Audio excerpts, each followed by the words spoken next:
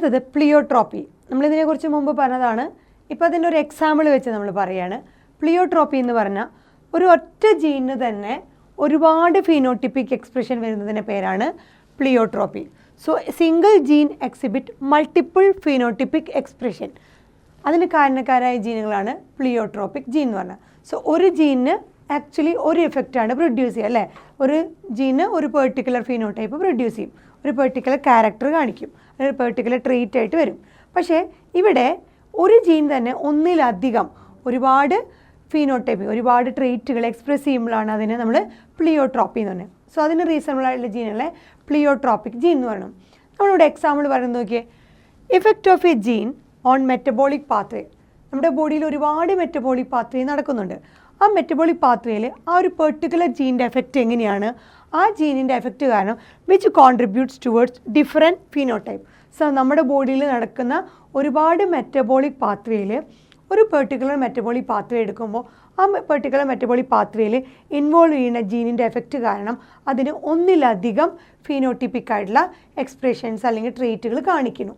അതാണ് നമ്മൾ പറയുന്നത്. അതിൻ്റെ എക്സാമ്പിൾ നമ്മൾ പഠിച്ചിട്ടുള്ളതാണ് ഫീനൈൽ കീറ്റോനൂറിയ എന്ന് പറഞ്ഞ ഡിസീസ്. സോ ഫീനൈൽ കീറ്റോനൂറിയ നമ്മൾക്കറിയാം എന്താണ്, അവിടെ ഒരു ജീൻ്റെ മ്യൂട്ടേഷൻ കാരണമാണ് ഫീനൈൽ കീറ്റോനൂറിയ എന്ന് പറഞ്ഞ ഡിസീസിന്. അതെന്തായിരുന്നു, ഫീനൈൽ അലൈൻ തൈറോസിനായിട്ട് മാറുന്നു. അതിൻ്റെ സഹായകമായ എൻസൈം ഫീനൈൽ അലൈൻ ഹൈഡ്രോക്സിലേസ്. ആ എൻസൈമിൻ്റെ അഭാവം മൂലമാണ് നമ്മൾ പറഞ്ഞ ഫീനൈൽ കീറ്റോനൂറിയ ഉണ്ടാകുന്നത്. So mutation in the gene phenylalanine hydroxylase. ഈ ഫീനൈൽ അലൈൻ ഹൈഡ്രോക്സിലേസ് എന്ന് പറഞ്ഞ എൻസൈം അല്ലെങ്കിൽ അതിന് പ്രൊഡ്യൂസ് ചെയ്യുന്ന ആ ജീനിന് എന്തോ ഒരു കംപ്ലയിൻറ്റ് വരും, അല്ലെങ്കിൽ ആ ജീൻ്റെ അഭാവം കാരണം അല്ലെങ്കിൽ ആ ജീനിനൊരു ചേഞ്ച് വരുന്നത് കാരണം ഉണ്ടാകുന്ന ഡിസീസാണ് ഫീനൈൽ കീറ്റോനൂറിയ. സോ അവിടെ ഒരു ഒറ്റ ചേഞ്ച് വരുന്നുള്ളൂ, സിംഗിൾ ജീൻ മ്യൂട്ടേഷൻ. ആ ഒറ്റ ജീനിൽ മ്യൂട്ടേഷൻ വരുന്നതുകൊണ്ട് നമ്മൾ സിംഗിൾ ജീൻ മ്യൂട്ടേഷൻ എന്ന് പറയുന്നത്. സോ ഈ ഫീനൈൽ കീറ്റോനൂറിയ ഉണ്ടാകുന്നത് ഒരൊറ്റ ജീനിന് ഒരുപാട് എഫക്റ്റ് കാണിക്കും.